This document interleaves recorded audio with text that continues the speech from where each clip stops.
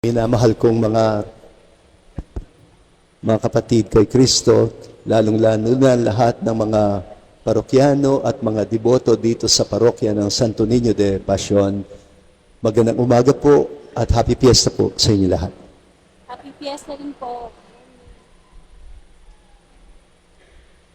Ang Santo Niño de Pasión ay maaaring bunga ng imahinasyon. Anong ibig kong sabihin? Parang ang pangungusap natin ay maliit pa siya, ay dumanas na rin siya ng pagdurusa, ng sakit. Naalala ko, meron akong kakilala. Ang nanay niya ay nagbuntis sa pagkadalaga. At ang bunga ay siya. So itong kakilala ko na to, lumaki siya sa isang barangay na ang buong barangay alam nila ang nangyari. Kaya't pati mga bata, binubuli siya, maliit pa siya. Tinatawag siyang putok sa buho. Malupit yun sa isang bata. Hindi niya maintindihan. Tandaan ninyo,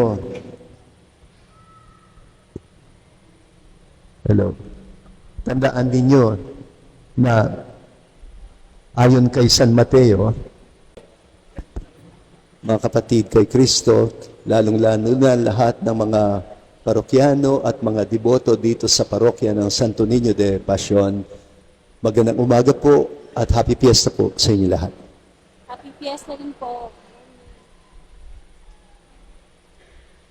Ang Santo Niño de Pasión ay maaaring bunga ng imahinasyon. Anong ibig kong sabihin?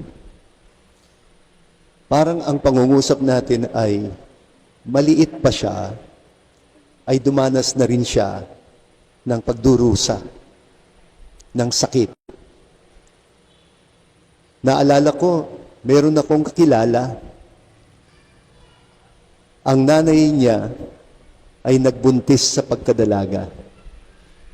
At ang bunga ay siya. So itong kakilala ko na to, lumaki siya sa isang barangay na ang buong barangay alam nila ang nangyari. Kaya't pati mga bata, binubuli siya, maliit pa siya. Tinatawag siyang putok sa buho. Malupit yun sa isang bata. Hindi niya maintindihan. Tandaan ninyo,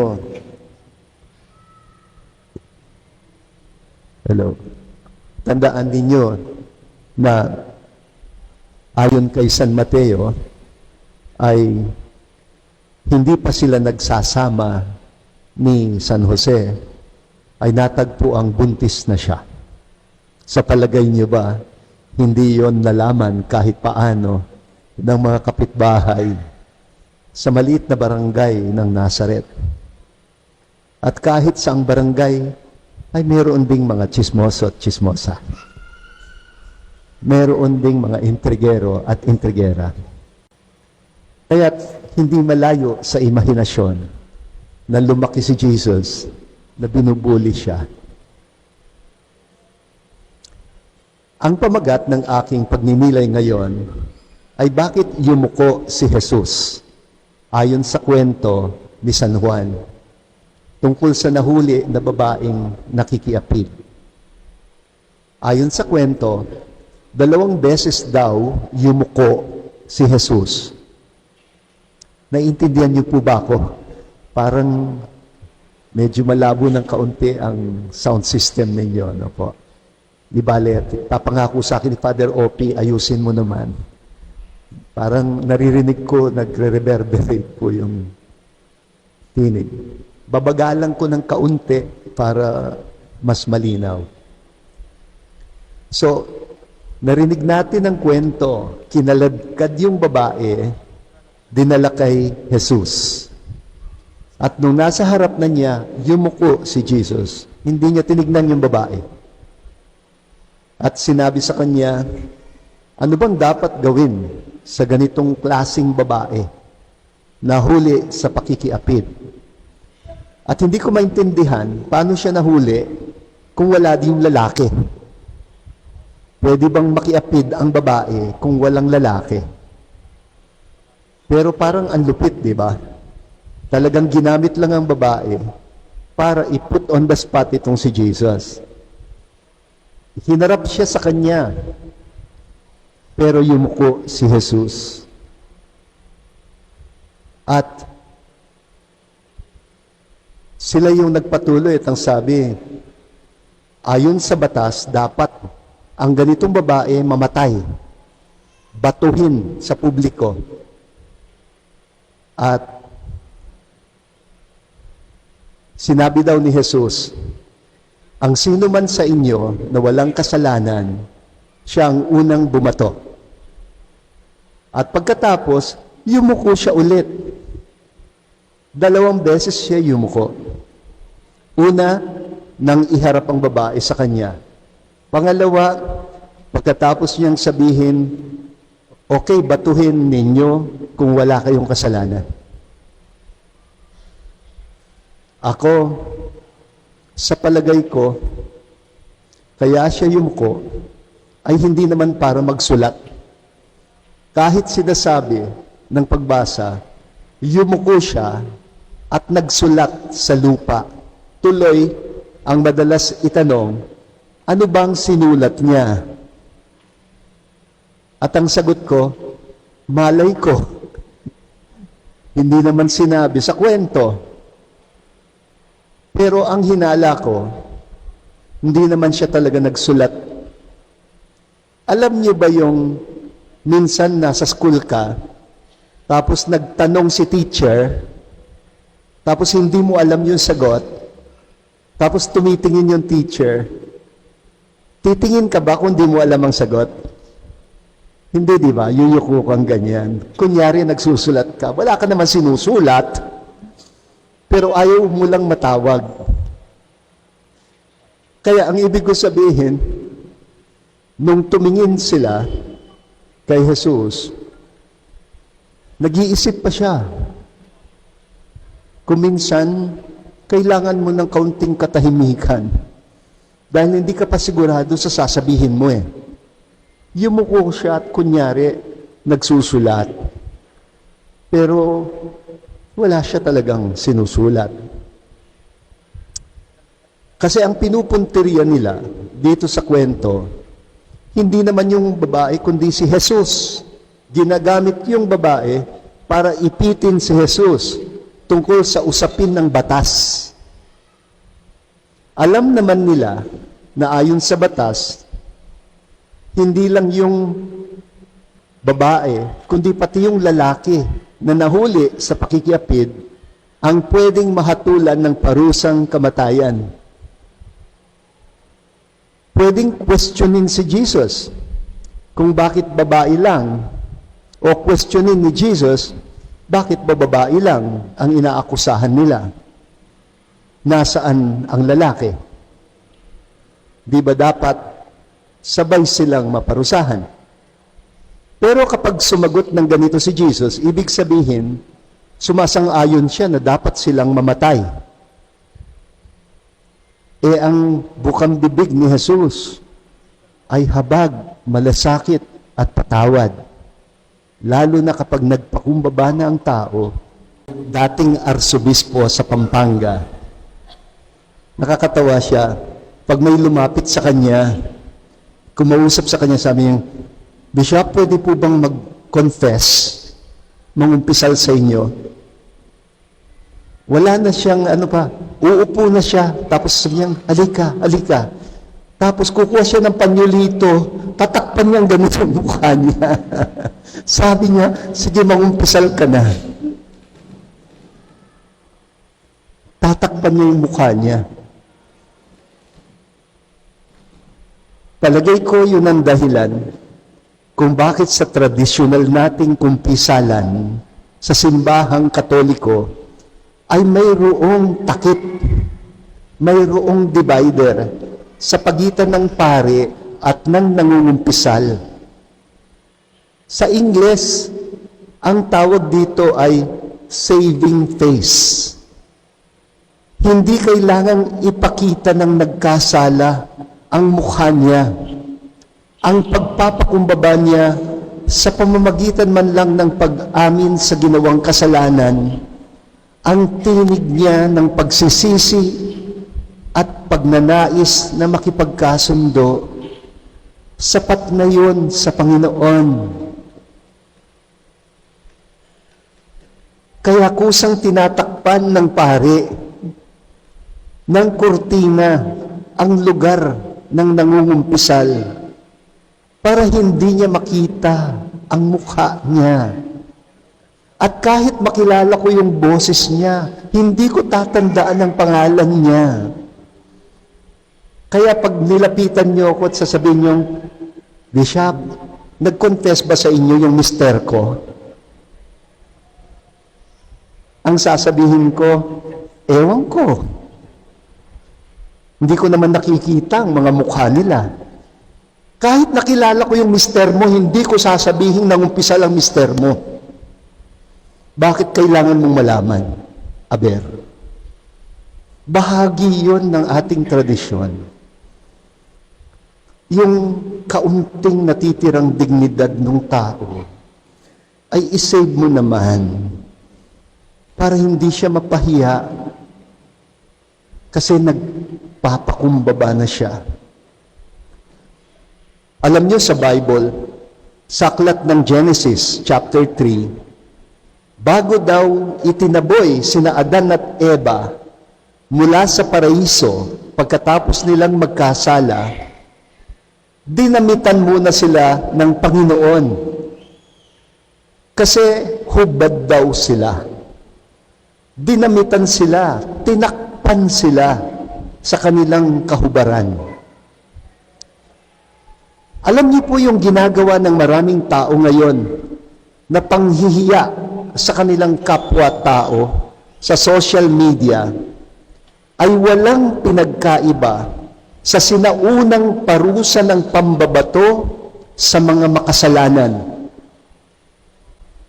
Sa kasalukuyan, hindi na sa plaza, hindi na sa liwasang bayan, hindi na sa patio kinakalagkad ang mga nagkasala, kundi sa Facebook, sa Twitter, sa Instagram, sa TikTok, at iba pang mga plataforma ng social media. Pinalitan na ngayon ng bato. Pinalitan na ngayon ng galit na mukha, malulupit na comments, pagmumura, panlalait, pambabalahura sa social media. Mas malakas ang loob ng tao ngayong mambato ng salita dahil hindi naman sila nakikita. Minsan, hindi pa sapat sa kanila ang tumingin. Isi-share pa ito at magbabiral, iikot kung kani-kanino. Ni hindi na tinanong kung totoo ba, kung factual ba. Para malubos lang ang pagpapahiya sa tao, sa publiko. Ang ibang kinakaladkad, hindi na nila nakakahiyanan. Yung panghihiya, nadidepress sila. Ang iba sa kanila, nagpapatiwakal. Kaya wag mong sasabihin, hindi ka responsable kung nag-share ka o kasama ka na nanghiya dun sa tao. Nang tumayo si Jesus, hindi pa rin siya sa babae tumitingin, kundi doon sa mga pariseyong kumaladkad sa kanya. Sila ngayon ang hinamon niya ng ganito, ang walang kasalanan sa inyo, siya ang unang bumato. At pagkasabi niya yon, yumuko siya ulit. Itong pangalawang beses ng pagyuko niya ay hindi na para sa babae, kundi para doon mismo sa mga nanghuhusga.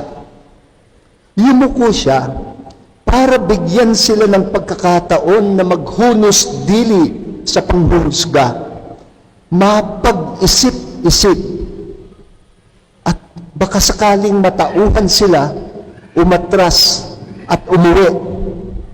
Para bang ang mensahe ng Panginoon sa kanila, kung napasubo lang kayo dahil maraming nanunulsol, pwede pa kayong umatras. Pwede pa kayong magbago ng isip. Pwede ninyong ibaba na lang ang hawak ninyong mga bato, imbes na ipukol, ibaba ninyo. Parang sinasabi ng Panginoon, pwede pa kayong umatras. Hindi ako titingin. Hindi ko tatandaan ang mga pagmumukha ninyo. Yumuyuko daw ang mga kawayan upang padaanin ang bagyo. Mahalaga pala ang pagyuko. Kaya siguro nasabi ni Jesus sa kanyang sermon sa bundok, huwag kayong maghusga at hindi kayo huhusgahan. Magpatawad kayo at kayo may patatawarin. Dahil ang ginamit mong panukat para sa kapwa ay baka siya rin gagamitin ng Diyos na panukat sa iyo. At baka sabihin niyang, tinimbang ka, ngunit kulang. Sa Kwaresmang ito, pwede po ba? Tandaan natin, isipin natin, ang napakaraming naging mga biktima ng EJK. Huwag tayong magmamaang-maangan.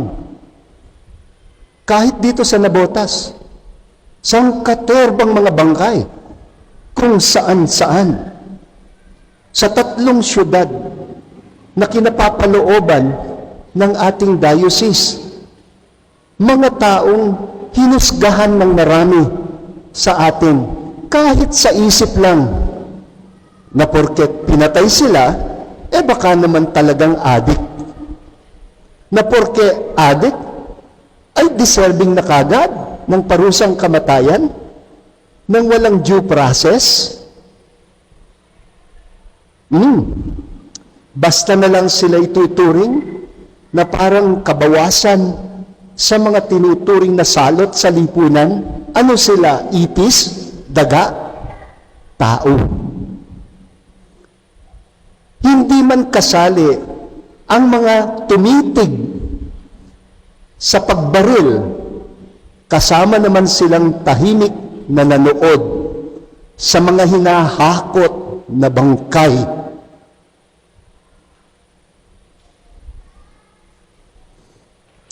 Tinitigan lang natin matapos na barilin.